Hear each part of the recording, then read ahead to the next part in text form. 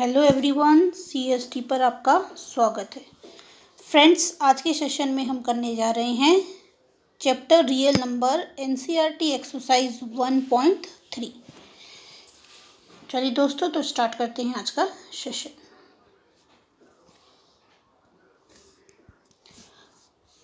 One point three में first हमारा question है, prove that root 5 is irrational. मैं आपको रूट 2 इज़ इर्रेशनल ऑलरेडी एक सिंगल वीडियो में बना के देख चुकी हूँ। तो root 2 is an irrational number आपको देखना है तो वो वीडियो आप देख सकते हैं। आज की क्लास में हम डिस्कस कर रहे हैं क्वेश्चन 1, जिसमें हम क्या प्रूफ करेंगे, रूट 5 को इर्रेशनल। रूट 5 को इर्रेशनल प्रूफ करने के लिए पहले हम अजम्पशन करेंगे, assume that root 5 is a rational number such that root 5 is equal to a upon b. b does not equal to 0 where a and b are co-prime. co-prime वो number होते हैं जिनके बीच में कुछ भी कॉमन नहीं होता। ये रूट 5 है, ध्यान रखिएगा, ठीक है। तो ये लाइन आपको रूट 2 आए, रूट 3 आए, कोई भी आए, एक लाइन लिखनी होती है और नंबर अकॉर्डिंगली चेंज कर दिया। रूट 2 है तो 2 लिख दीजिए, 3 है तो 3 लिख दीजिए, 5 है तो 5 लिख दीजिए। को प्राइम का मतलब ये होता है कि उन नंबरों में 1 के अलावा कुछ भी कॉमन नहीं है। तो कोई भी चीज़ को इरेशनल प्रूफ करने के लिए सबसे पहले उसे एज्यूम करना पड़ता है रैशनल।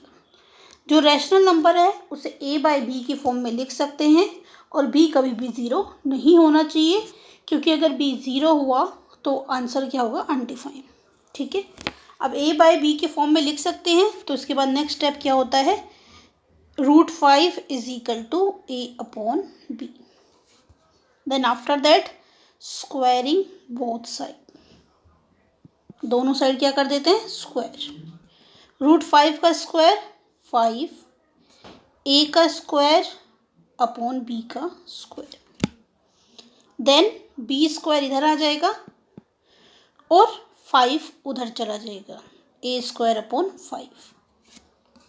सी, इतना क्लियर है। क्या करते हैं, स्क्वायरिंग ऑन बोथ साइड, फिर 5 को दूसरी साइड ले गए और उसके डिनोमिनेटर को इस साइड ले आए। अब ये चीज़ क्या इंडिकेट कर रही है कि भाई a स्क्वायर 5 से डिवाइड होता है। हम क्या बोलेंगे, a square is divisible by 5।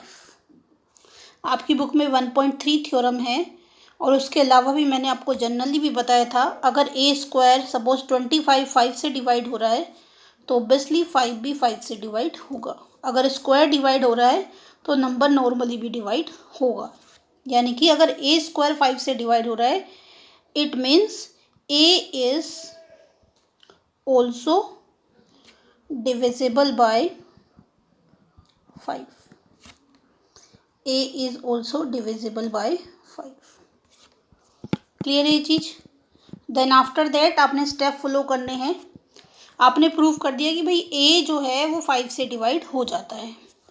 Then आपके पास जो भी है ये a है, और जिस चीज़ को आप प्रूव करने जा रहे हो उसके साथ कुछ भी m k n कुछ भी ले लीजिए और लेट करिए, let a is equal to 5 m या k, it may be any, but यहाँ पे वही नंबर आना चाहिए जिस नंबर को आप क्या प्रूव करने जा रहे हैं, irrational.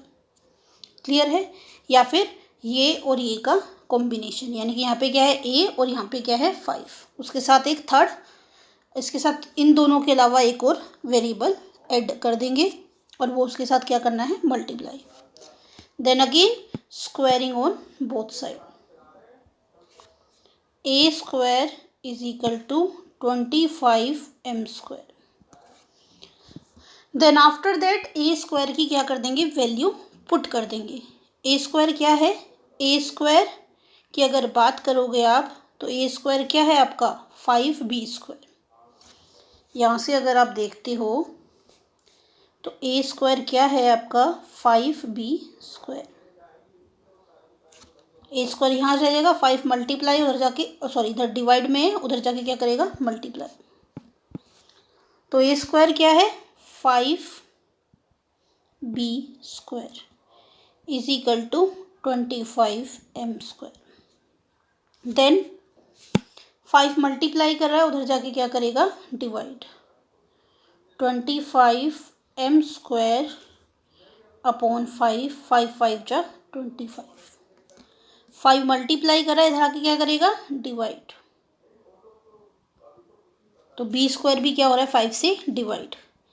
B square is divisible by 5। Therefore इतना नोट हो गया,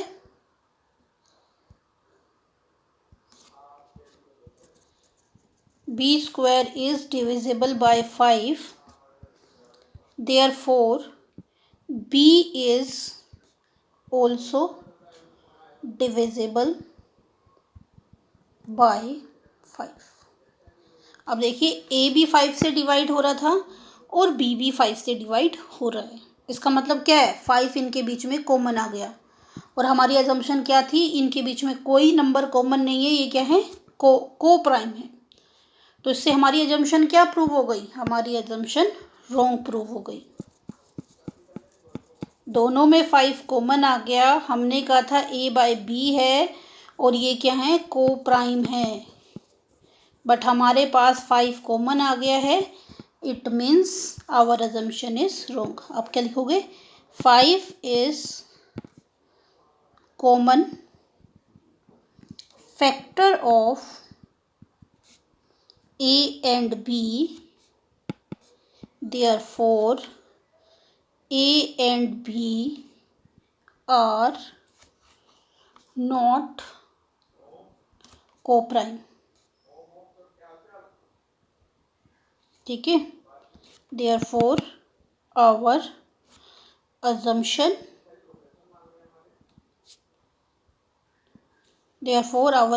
is wrong। ठीक है, therefore our assumption is wrong। तो क्या कहेंगे, therefore √5 is an irrational number। ठीक है, therefore √5 is an irrational number। Clear है। तो बिल्कुल सेम है जैसे मैंने √2 का सिंगल वीडियो डाला था, ताकि आप अच्छे से इसको कॉन्सेप्ट को समझ पाए। क्लियर है, √5 को इरेशनल प्रूफ कर दिया। आगे बढ़ते हैं नेक्स्ट क्वेश्चन की तरफ।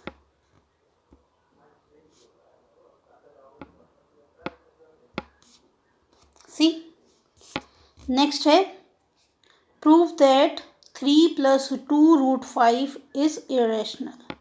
अगेन सेम यही मांगेंगे। यहाँ पे 5 की जगह क्या लिख देंगे, 3 + 2√5। यहाँ पे भी 3 + 2√5। तो आपने क्या करना है, सिर्फ चेंज कर देना है नंबर 3 + 2√5। बट अगर आपको इस तरह से आता है तो ये और भी ज़्यादा इजी क्वेश्चन हो जाते हैं। एज्यूम किया 3 + √25 is a rational number such that 3 + 2√5 is equal to a upon b। b does not equal to 0 where a and b are coprime. ठीक है, अब क्या फंडा होता है, इसको सेम लिखते हैं, किसके इक्वल हैं ये, a अपॉन b के। इसको तो देखिए सोल्व करने की ज़रूरत भी नहीं होती, डायरेक्टली ये आ जाता है। 3 क्या कर रहा है इधर प्लस, उधर जाके क्या करेगा माइनस। 2 क्या कर रहा है इधर मल्टीप्लाई, उधर जाके क्या करेगा डिवाइड। डिवाइड करे तो दोनों के नीचे डिवाइड करेगा या फिर हाफ लगा दीजिए ऐसे करके।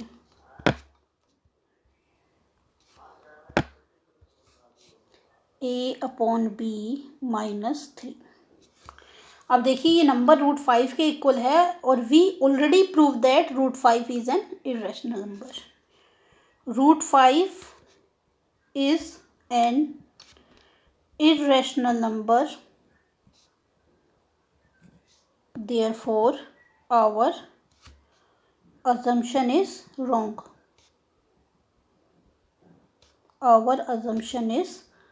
wrong. 3 plus 2 root 5. 3 plus 2 root 5 is an irrational number.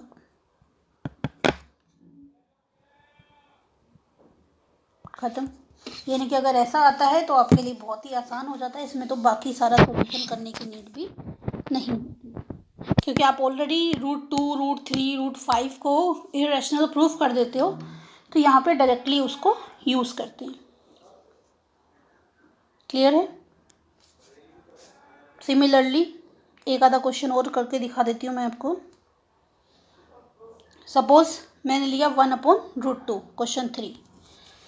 यहाँ पे क्या लिख दोगे? 1/√2, 1/√2।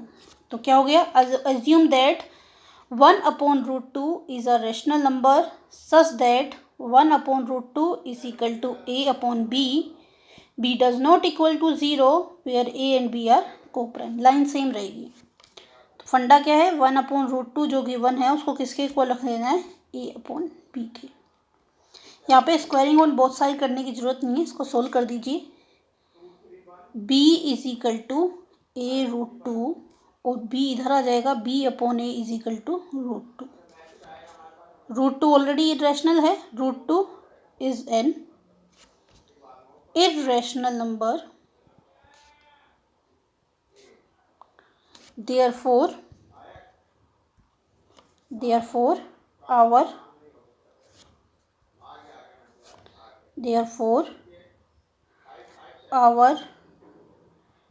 assumption is wrong. 1/√2 is an irrational number.